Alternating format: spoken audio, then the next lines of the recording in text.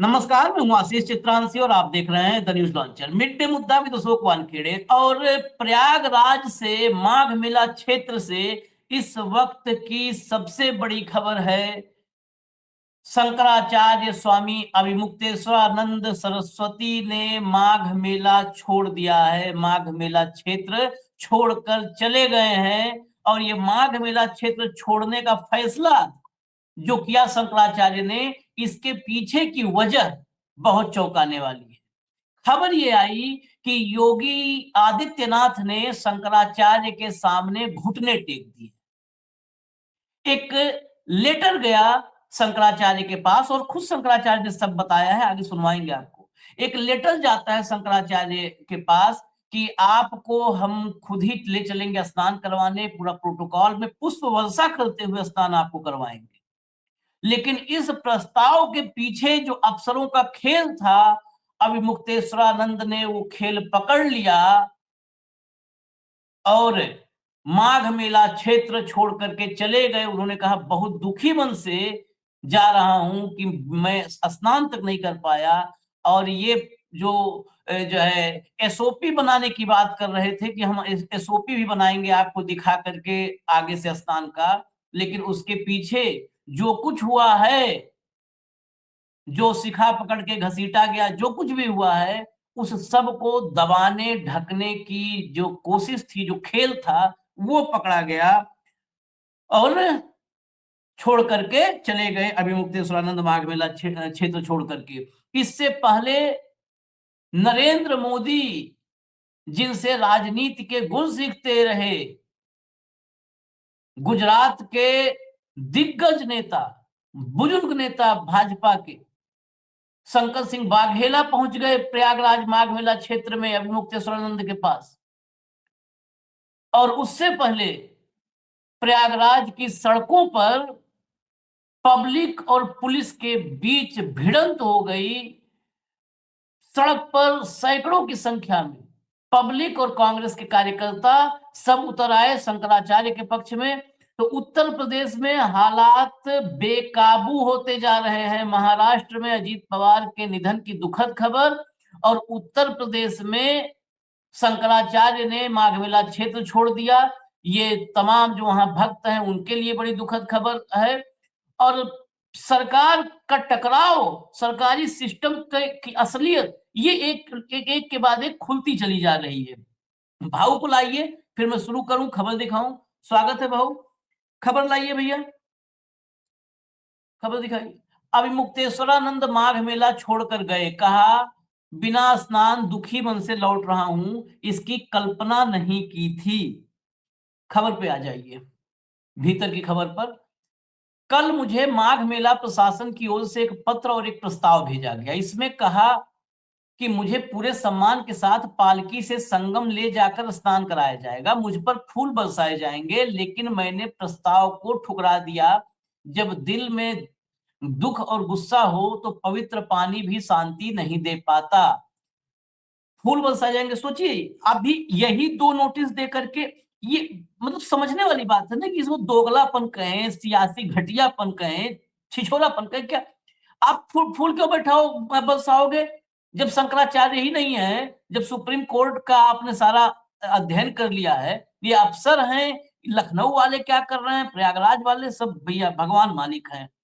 अब मुक्तेश्वरानंद ने कहा कि प्रशासन के कल के प्रस्ताव में मौनी अमावस्या की घटना के लिए माफी नहीं मांगी गई। दरअसल उसको असली तो वही है ना, शिखा पकड़ के घसीटना, 85 साल के साधु को जूते से रौंदना, उसको दबाना है जो पूरे देश में बवाल की वजह बना है। माफी नहीं मांगी गई। असली सम्मान तब होता है जब गलती मानी जाए और सच्चे मन से माफी मांगी जाए। जब तक मूल घटना की जिम्मेदारी लेकर दोषी लोग माफी नहीं मांगते, तब तक ऐसे किसी भी प्रस्ताव को स्वीकार नहीं करूंगा। प्रस्ताव में कहीं माफी की चर्चा नहीं थी।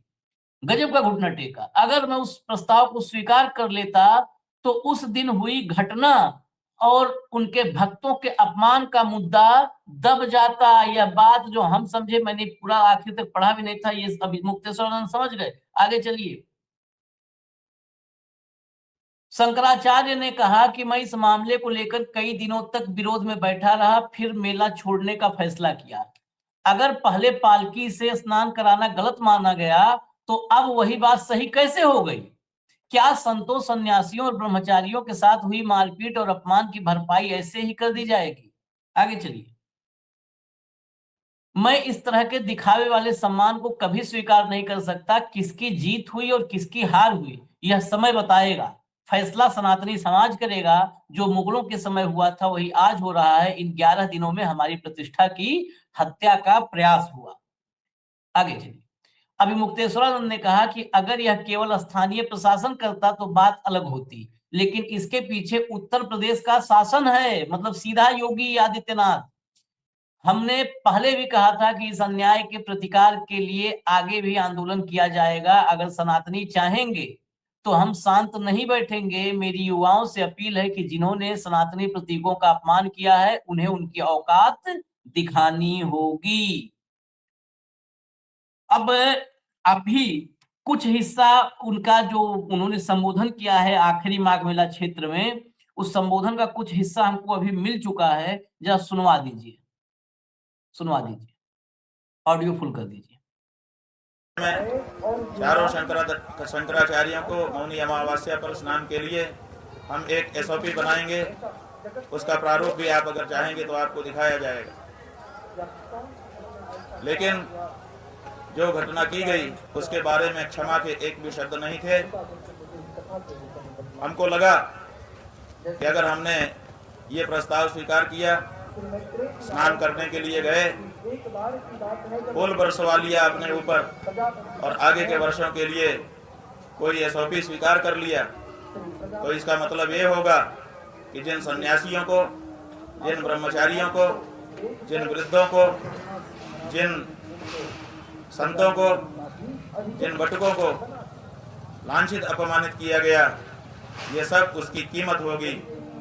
उसकी कीमत पर हम अपनी सुविधा और अपना सम्मान स्वीकार करने में असमर्थ रहे। इसीलिए हमने कहा कि अगर आप अपनी गलती के लिए, अपने अपराध के लिए क्षमा याचना कर सकते हैं तब तो ठीक है। बाकी कुछ आपसे हमको नहीं चाहिए, क्योंकि जो हमारा है उसको आपको आज नहीं तो कल देना ही पड़ेगा। वो हमारा अधिकार है, वो आपकी तरफ से किया गया दान नहीं होगा। लेकिन जो असली मुद्दा है, जिसके लिए 10 दिन तक शांति के साथ हम यहाँ पर फुटपाथ पर बैठे रहे, अधिकारियों द्वारा है या कहीं और से है, हालांकि उस दिन आपने थोड़ा संकेत भी किया था, इस कानूनी विषय में देखिए किसी के सम्मान की हत्या उसकी हत्या ही है। हमारी भौतिक हत्या का प्रयास उस दिन किया गया था जो हमने आप सबसे बांटा था, लेकिन इन 11 दिनों में हमारे पीठ के सम्मान की हत्या तो कर ही दी गई।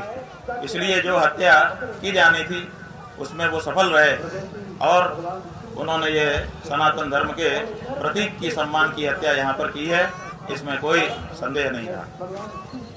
जहाँ तक आपका प्रश्न है कि ये हत्या कर कौन रहा है, तो अगर ये हत्या यहाँ का प्रशासन कर रहा होता तो दूसरे ही दिन शासन प्रशासन के स्तर से उसको ठीक करने के लिए प्रयास किए जाते।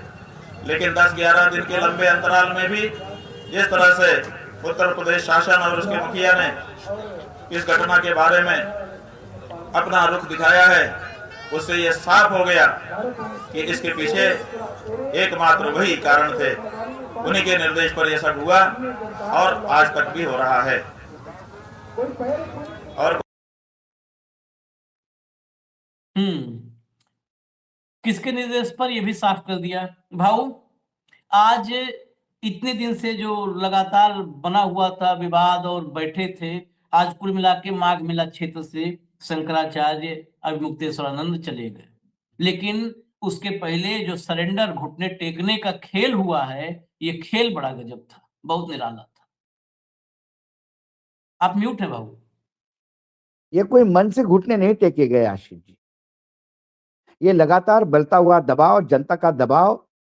आपको क्या लगता है योगी आदित्यनाथ के मन में कोई परिवर्तन आया है? कतई नहीं। वो दंभ और अहंकार आज भी है। कल उमा भारती ने भी समर्थन कर दिया शंकराचार्य का।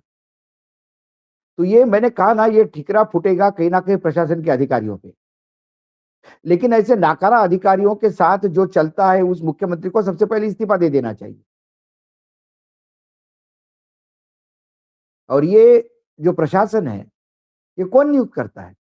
और यदि सरकार को लगता, उन्होंने शंकराचार्य ने सही कहा, तो 11 दिन का समय नहीं लगता ये समझने में कि हमको एसओपी तय करनी लगेगी। पहले आप अड़े रहिए ना, आप अड़े रहिए उस पे कि वो शंकराचार्य नहीं है। जब आपने उन्हें कहा कि शंकराचार्य नहीं है, दूसरा नोटिस मिलता है कि आपको माघ मेले से आपको बैन क्यों नहीं किया जाए, और आप बोलते हैं कि फुल वर्षा की जाएगी। गजब है ना ये सब। ये आपका परिवर्तन नहीं है, ये जनता का दबाव का डर है। सही पकड़ा शंकराचार्य ने। सबसे पहले बात ये होती कि जिन लोगों ने शंकराचार्य का अपमान किया, एक इंक्वायरी ऑर्डर हो जाती, कुछ लोग सस्पेंड हो जाते, बच्चों पे हाथ उठाने, उनकी शिखा से घसीटने के लिए उनके ऊपर कुछ इंक्वायरी ऑर्डर हो जाती, और फिर ये लेटर आता तो मानते कि नहीं, सरकार इस मामले में दिल के साथ है। ये तो शंकराचार्य को मतलब एक मैसेज देने का पूरे देश में प्रयास हो रहा है कि हम तो शंकराचार्य की इज्जत करते हैं, बताओ अब भी शंकराचार्य नाराज है। 11 दिन लगे इस आदमी को ये समझने में कि शंकराचार्य है ये, और इनको एसओपी होना चाहिए। अब एक सवाल सरकार को वो है कि ये जो बाकी बाबा गए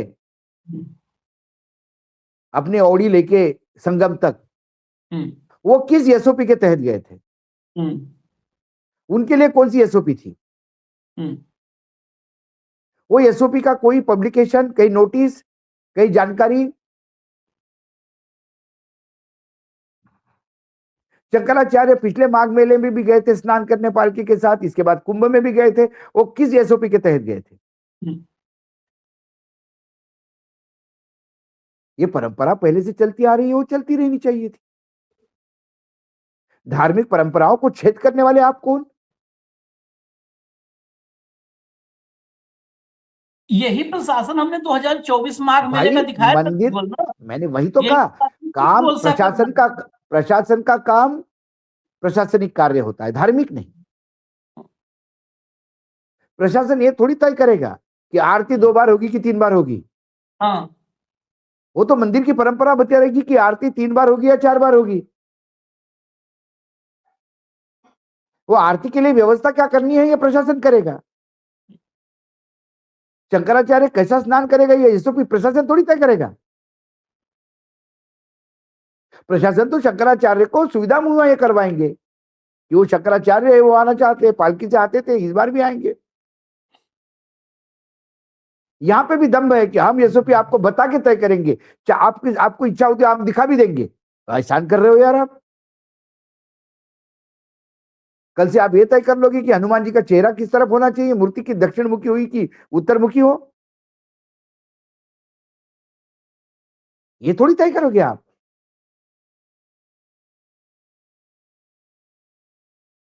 इस लेटर में भी दम्भ है, और कहीं ना कहीं ये पत्र ये बताने का प्रयास किया जा रहा है कि सरकार तो भैया नतमस्तक है, शंकराचार्य नहीं सुन रहे। बताइए अब। ऐसे कुपड़ मुख्यमंत्री को तो कुछ भी 2 सेकंड भी सत्ता में रहने की जरूरत नहीं है। जिसको शंकराचार्य के लिए एसओपी होना चाहिए, 11 दिन बाद समझ में आती है बात। 11 दिन से पूरे देश में हड़कंप है, सारे शंकराचार्य क्रिटिसाइज कर रहे हैं, आपके उप मुख्यमंत्री बोल रहे हैं कि गलत हुआ है, पार्टी के बड़े नेता बोल रहे हैं गलत हुआ है, समाज रास्ते पे है। अलग अलग देश के विभिन्न राज्यों में, अलग अलग शहरों में, अलग अलग गांव कस्बों में लोग रास्ते पे उतर के विरोध कर रहे हैं, तो भी समझ में नहीं आया इस कुपड़ को। इतना लेट करंट लगने वाला आदमी यदि उत्तर प्रदेश का मुख्यमंत्री है तो क्या विकास करेगा मुख्यमंत्री का भाई? जिसको एक छोटी सी बात समझने में इतने महीने लगते, मतलब 11 दिन लगते हैं। जिसने खुद फोन करके 2020 में खुद फोन करके कहा हो कि आप भावी शंकराचार्य हैं, वो सवाल पूछ रहा है। ये हुआ क्या, ये सारा एक्सपोज हो गए, अब चेहरा नहीं रहा इनको बताने का। खुद ही उनको भावी शंकराचार्य कह रहे हैं, इनके राज्यपाल उनको शंकराचार्य होने की बधाई दे रहे हैं, बाकी शंकराचार्य इनको शंकराचार्य बोल रहे हैं। शंकराचार्य के बारे में आप बोलने वाले कौन? कार्यशाला साधु समाज जो है ओरिजिनल वो बात कर रहा है, ये सरकारी साधु छोड़ दीजिए, ये जो छिछोरे हैं कि बल्कि सरकार की जय जयकार करते हैं और बाद में सनातन धर्म की जय जयकार करते हैं, जिनका सनातन धर्म सरकार के साथ ही शुरू होता है और सरकार के साथ समाप्त होता है, और सुविधा भोगी है ये साधु कहां से हो गए? सन्यासी अपने आप को कहते हैं सरकारी, वो छोड़ दीजिए। बाकी सारा साधु समाज इसके खिलाफ था। अब ये सब कुछ जब गले पे पड़ गया मामला, अब जब इनको समझ में आ गया कि स्थिति हाथ से बाहर चली गई है, कोई इनका नाम लेने वाला नहीं है, तो उसके बाद ये पत्र भी कितना अहंकार से भरा हुआ है। पत्र ये भी कह सकता था कि शंकराचार्य जब भी चाहे स्नान करने आ सकते हैं, तो शंकराचार्य का आदेश सर्वोपरि होगा, ऐसा भी पत्र हो सकता था। नहीं, आपके लिए हम एसओपी तैयार करेंगे। अरे तुमने एसओपी क्या तैयार करोगे? पेशवाओं ने जिन पालकी से मालकी का मान दिया, पालकी कंधे पे उठा के चले, उनको आप एसओपी दोगे? और खुद भगवा पहन के धर्म के नाम पे राजनीति करते हो। जिनका पूरे देश पे राज था, उन पेशवाओं ने पालकी उठाई और ये उत्तर प्रदेश में संघ की कृपा से मुख्यमंत्री बने हैं, एसओपी बनाएंगे। हाँ, और ये एसओपी बनाएंगे उनके लिए। लेकिन अभी माघ मेला क्षेत्र छोड़ दिया शंकराचार्य ने, लेकिन अभी ये कोई मान ले कि संकट खत्म हो गया तो ये ना। अब शुरुआत हुई है। मैं 2 मिनट का और क्लिप सुनवाता हूँ बाबू, 2 मिनट का और क्लिप सुनवाता हूँ, सुनाइए। ये जो संबोधन करके गए हैं वो सुनाइए, बाकी हिस्सा करेंगे। क्या रणनीति? तो आपको बैठ करके रणनीति बनानी होगी। अभी तक तो हमने कोई रणनीति बनाई नहीं, हमने सोचा ही नहीं, क्योंकि हमारा ये विश्वास था कि लंबा समय मिल गया है, सरकारें इस पे चिंतन मनन करेगी, उत्तर प्रदेश की सरकार भी करेगी, और उत्तर प्रदेश की सरकार जिस पार्टी की है उसी पार्टी की सरकार केंद्र सरकार भी है, वे भी इस पर चिंतन मनन करेंगे, क्योंकि केवल ये उत्तर प्रदेश का मसला नहीं है, ये विश्व में जहां पर भी सनातनी हिंदू विद्यमान है उन सबका मसला है, जरूर इस पर विचार होगा।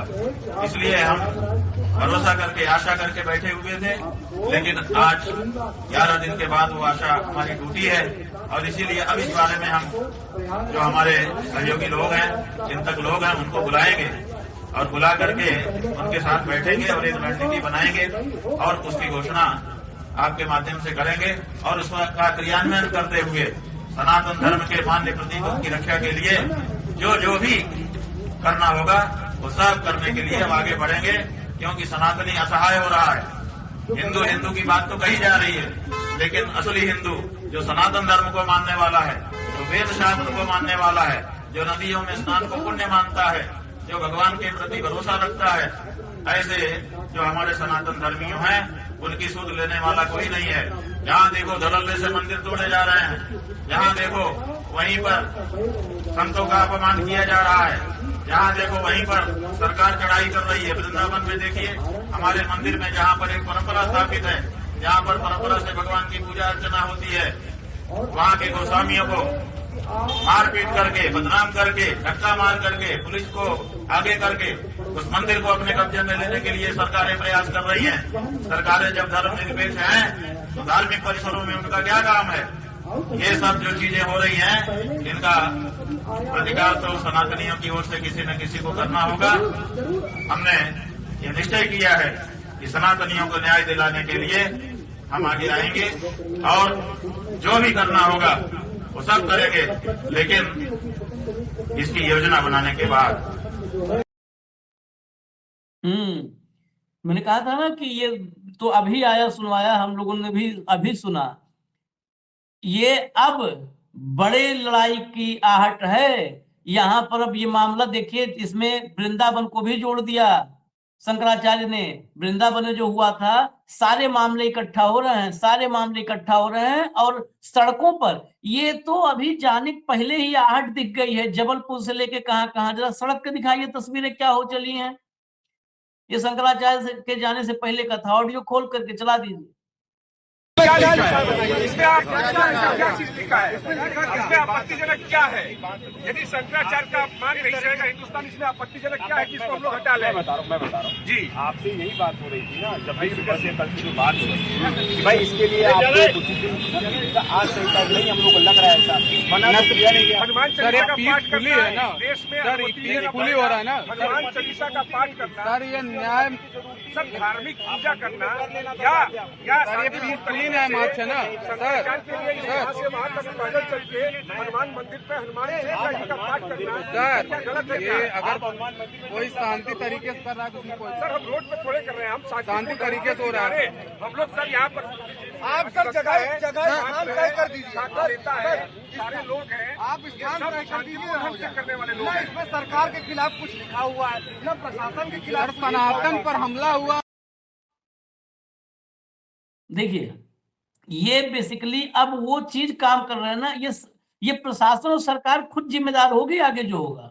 ये वो काम कर रहे हैं, क्या कर रहे हैं कि हम शांति से आप जगह तय कर दो साहब, हम वहीं चले जाते हैं, वहीं खड़े रहेंगे, हम अपनी बात वो कह रहे हैं कि इस बैनर में क्या लिखा है, हाँ। शंकराचार्य का अपमान नहीं सहेगा हिंदुस्तान। हाँ। ये तो एक जनरल स्टेटमेंट है, किसी भी शंकराचार्य का अपमान नहीं करेगा हिंदुस्तान। हाँ। हम जब विदेशी चैनल पे जाते हैं, मैं जब पाकिस्तान टीवी पे एक कार्यक्रम में था, तब हमने कहा था कि प्रधानमंत्री का अपमान नहीं करेगा, नहीं सहेगा हिंदुस्तान। उन्हें कहा कि आपके यहाँ तो दहशतगर्द प्रधानमंत्री बनता है, तो मैंने कहा मैं कार्यक्रम नहीं चलने दूंगा, मैं कार्यक्रम नहीं चलने दूंगा। और बवाल हुआ उस टेलीविजन शो में, आखिर में उनको माफी मांगनी पड़ी। हम तो हमारे देश के प्रधानमंत्री को भी पाकिस्तान वालों को गाली नहीं देने देते। यदि हमारे यहाँ पे हम ये कहे कि शंकराचार्य का अपमान नहीं सहेगा हिंदुस्तान, तो इसमें क्या गलत स्टेटमेंट हुआ है? शंकराचार्य का अपमान करेगा हिंदुस्तान, फिर आप उसको चलने दोगे? गजब के है। ये तो नहीं कहा कि शंकराचार्य का अपमान आपने किया, ये तो नहीं कहा कि शंकराचार्य का अपमान यहाँ हुआ है। इतना कहा कि शंकराचार्य का अपमान नहीं सहेगा हिंदुस्तान, और उसके बाद वो जाके हनुमान मंदिर के वहां जाके हनुमान चालीसा पढ़ते। उद्धव ठाकरे ने हनुमान चालीसा नहीं पढ़ने दी अपने घर के सामने, तो पूरे बीजेपी सीना पीट पीट के रोज एंकर और एंकरनियों के साथ भोभो करते थे पामिलियन टेलीविजन पे।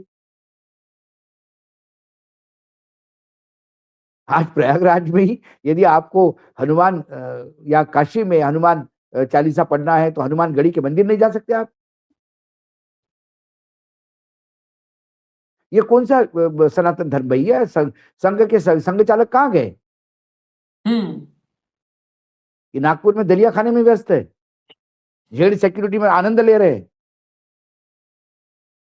आप भी के डबल ट्रिपल इंजन की सरकार है, जहां हनुमान चालीसा भी पढ़ना मना है। क्या कर रहा है संघ, क्या कर रहे धार्मिक आचार्य अभी? अरे मोहन भागवत आंख वाले बिना आंख वाले खुद पूछते हैं, अगर ऊपर से मना कर दिया जाता है तो उस दिन हनुमान चालीसा नहीं पढ़ते खुद ही मोहन भागवत। ये दूसरे क्या करेंगे, दूसरे क्या बचाएंगे? लेकिन देखिए, उस संघ के प्रति बहुत निष्ठावान रहे। जब दिखाइए भैया, अगला विजुअल लाइए, अगला विजुअल लाइए।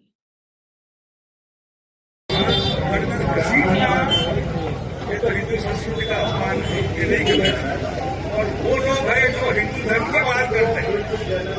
वो लोग जो है, चाहे जे इंजन वाली सरकार हो, वो इंजन वाली, वो माता की बात करते हैं। जो पार्टी गाय काटने वालों की कंपनी से पार्टी चलाने के लिए रुपये लेना है, 1-2 रुपये नहीं, करोड़ों रुपये। आप कतल खाना चलाइए, सब्सिडी देंगे, इतने गंदे लोग। इसका मतलब जो लोग इस पार्टी को सपोर्ट करते हैं, सरकार को, वो भी गौ हत्या के दोषी होते हैं। आप समझिए, ये है क्या कहे। मैं बापू को हम इनको बापू कहते हैं। तो बापू ऑडियो तो मैं बिल्कुल नहीं, तो मैं बापू को आज यदि मैं बापू से मिलूंगा तो ये जरूर कहूंगा कि क्या आप पश्चाताप करने गए थे शंकराचार्य से मिलने? क्योंकि वर्तमान में जो हमारे प्रधानमंत्री है नरेंद्र मोदी, ये इन्हीं का प्रोडक्ट है, इन्हीं की देन है। इन्हीं को लेके साथ में चलते थे, मोटरसाइकिल पे साथ में बैठ के लेके चलते थे, इन्हीं को नरेंद्र मोदी जी को राजनीति में लाने वाले कोई होंगे तो ये शंकर सिंह वाघेला जी है। हाँ, असली गुरु यही है, इन्होंने हाँ, गुरु यही है। अब क्या हो गया, गुरु गुड़ रह गया, वो चेला शक्कर बन गया। ये कह रहे हैं क्या कि ये सब जो बात करते हैं हिंदुत्व की और गोरक्षा की, और सरकार में मैं आए हैं। एक जनता को और एक इंफॉर्मेशन दूं हम्म, कि नरेंद्र मोदी जी वो जो यात्रा होती है जो चाइना बॉर्डर पे जाके खत्म होती है, उसमें जाने की इच्छुक अमरनाथ, थे। अमरनाथ यात्रा, उसमें जाने के अमरनाथ या लिए इच्छुक थे। मानसरोवर। मानसरोवर यात्रा में जाने के लिए उत्सुक थे। हाँ, तो उसमें बहुत फॉर्मेलिटी होती है। तो हाँ, ये दिल्ली में थे, वाघेला जी तो ये दिल्ली आए, हाँ, चाहता हाँ हूँ, बाबू, फॉर्म वार्म भर दिए। तो हाँ, नरेंद्र मोदी जी को पूछा उन्होंने, वाघेला जी ने, अब वहां जाके फिर कैसा होगे? बोले नहीं, मैं तो वहीं जाके रहने का ही सोच रहा हूँ, मैं तो अभी संन्यास लेने का सोच रहा हूँ, मैं तो अभी शिव जी की आराधना में रहूंगा। तो उन्होंने कहा, वो कागज लिए और फाड़ के फेंक दिए। बोला सुनो नरेंद्र, तुम्हें तुम्हारी जरूरत इस शंकर को है, उस शंकर को नहीं। अब मेरे साथ रहो तो। और फिर उन्होंने उनको वहां संन्यास और वो सब जाने से मना कर दिया और अपने साथ रखा। अब उन्हें मालूम नहीं था कि एक दिन उन्हीं के सिरे पे मुंह डालेगा। उस नहीं नहीं शंकर को चाहिए तो नरेंद्र ने कहा कि ठीक है, इस शंकर को चाहिए तो लो, फिर इस शंकर को नरेंद्र ले लो। नहीं नहीं, ये भी समझ नहीं पाए, हो और सकता है ये कि ये बात जो फॉर्म है, दिखाया हो। ये बात जो है, मैं सुनी सुनाई नहीं कहता हूँ, ऐसा नहीं कह रहा कि मुझे व्यक्तिगत तौर पे बात हुई है। जब विधानसभा सत्र हुआ, एक विशेष आयोजन हुआ, जब नरेंद्र मोदी प्रधानमंत्री बने, तो नरेंद्र मोदी जी को विदाई देने के लिए जो विधानसभा का सत्र हुआ, उस सत्र में 2 ऐतिहासिक भाषण हुए। और मुझे लगता है कि राजनीतिक भाषणों में व्यंग क्या होता है, वो उस भाषणों से सुना जा सकता है। मेरा सौभाग्य रहा कि मैं तब एबीपी चैनल से जुड़ा हुआ था और एबीपी न्यूज़ पर उस गुजराती भाषण का हिंदी ट्रांसलेशन करने की ज़िम्मेदारी मेरे पास थी। तो मैं वो ट्रांसलेशन नहीं कर पा रहा था, इतना हँस रहा था उस बीच-बीच में। इतना सटायर था उसमें। तो उसमें उस विदाई भाषण में बापू ने सारे किस्से सुनाए। और फिर बापू ने ये भी कहा कि अब मुझे विश्वास है कि अब 15 दिन के अंदर विदेश से वो जो अपना लाला रामदेव है, ये ट्रक भेजेंगे और विदेश से पैसा आएगा। खूब सारा जितना भी 2014 में भाजपा में कहा था। और फिर नरेंद्र मोदी ने जो जवाब दिया, वो भी उतना ही व्यंग्यात्मक था। मोदी जी ने कहा था, ये बात तो सही है कि बापू के साथ मैं रहा हूँ, बापू ने मुझे आगे बढ़ाया है। लेकिन बोले मैं इस बात की गारंटी के साथ कहता हूँ कि बापू का और मेरा फोटो है मोटरसाइकिल में, जहाँ बापू मोटरसाइकिल चला रहे हैं और पीछे मैं बैठा खड़ा हूँ।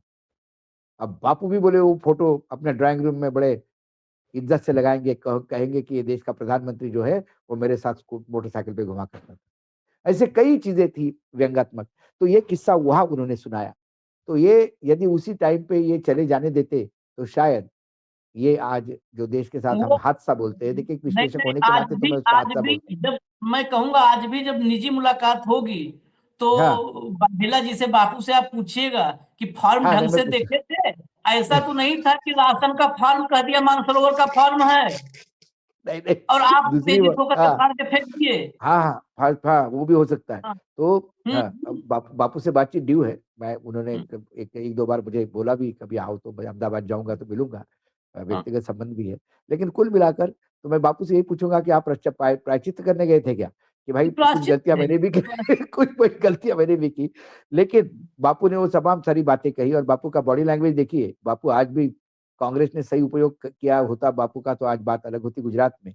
लेकिन फिर कांग्रेस में बीजेपी के जो स्लीपर सेल है वो अक्सर, तब भी स्लीपर सेल हुआ करते थे बीजेपी में, बीजेपी के। तो उन्होंने बापू का वहाँ पे हतोत्साहित किया बापू को। नहीं तो नरेंद्र मोदी जी को टक्कर देने वाला एक ही आदमी था जो उनको अच्छी तरह से जानता था इन एंड आउट, वो था शंकर सिंह वाघेला। तो वाघेला जी आए थे। वाघेला ये वही है जिन्होंने विद्रोह किया था बीजेपी में, और फिर खजुरे और हजुरे ये 2 ग्रुप बने थे। जो खजुराहो चले गए वो खजुरे कहलाए गए, जो बचे हुए थे वो हुजरे कहलाए गए। और फिर खजुरे और हुजरों की इस राजनीति में कुछ समय मुख्यमंत्री भी रहे वाघेला जी, कांग्रेस के समर्थन से। और वो पहली मेजर स्प्लिट थी बीजेपी में गुजरात के। ये गुजरात का इतिहास बताता है।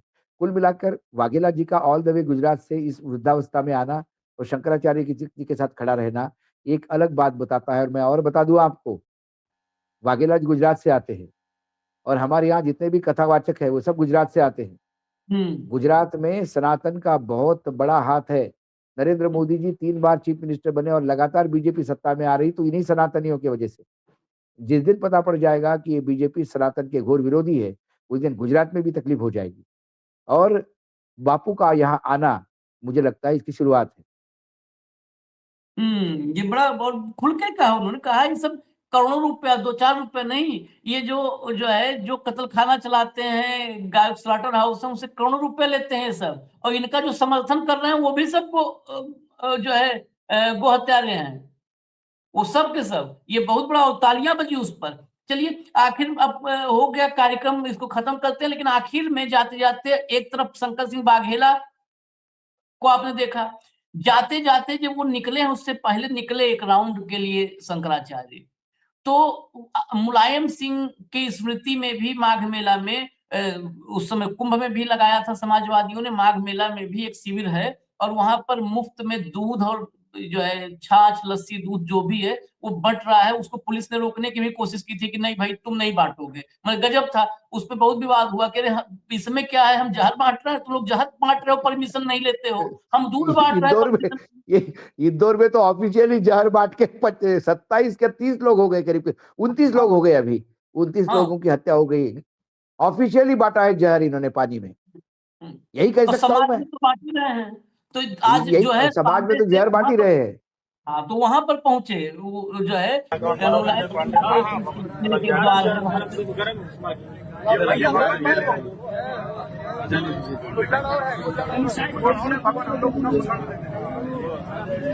पालकी रुकी है वहीं, मुलायम सिंह के पीछे लिखा भी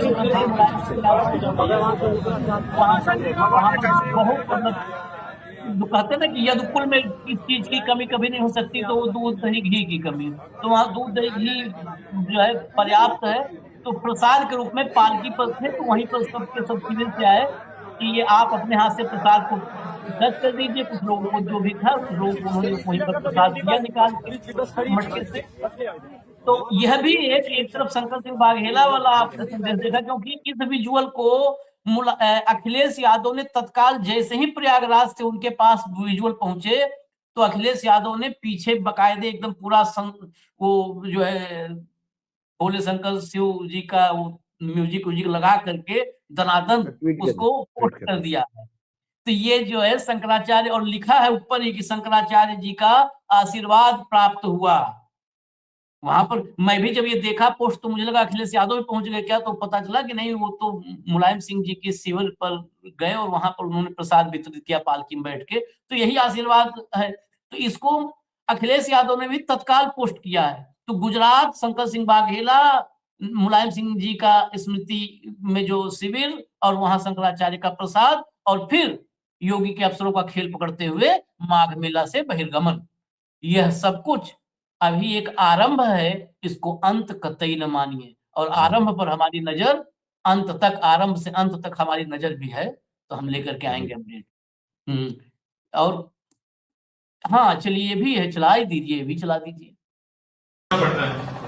अब ये योगी जी की बातें सुनिए, ये भी चला दीजिए आखिर में। हाँ नहीं, उस पे जरूरी है बात करना, हम लोग इजाजत ले लेंगे, चला दीजिएगा, लोग तो सुने ही होंगे डायरेक्ट हिट में। ये 2020 में जब कॉरिडोर के लिए, बाबा विश्वनाथ कॉरिडोर के लिए मंदिर टूट रहे थे और बहुत भयंकर विवाद था, तो शंकराचार्य जी, मतलब शंकराचार्य तब स्वामी स्वरूपानंद जी सरस्वती थे, विद्यमान थे, तो इस समय, उस समय शंकराचार्य नहीं थे, उनके प्रथम शिष्य थे अभिमुक्तेश्वरानंद। उसी समय पता था कि यही भावी हैं, तो इनकी अगुवाई में काशी विश्वनाथ कॉरिडोर में जो मंदिर टूट रहे थे उसको लेकर के, उसके खिलाफ एक बड़ा अभियान चलाया जा रहा था।